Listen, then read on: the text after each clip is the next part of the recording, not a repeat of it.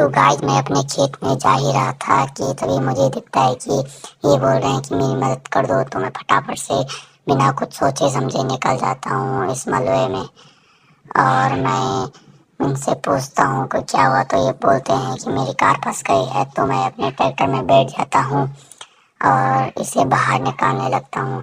अगर आपको ये वीडियो अच्छी लगी हो तो एक सब्सक्राइब जरूर करना भाई, और देखते हैं यह बाहर निकाल पाएगा या नहीं। तो थोड़ा रह गया और हमने बाहर निकाल दिया। तो एक सब्सक्राइब बनता है भाई, प्लीज़।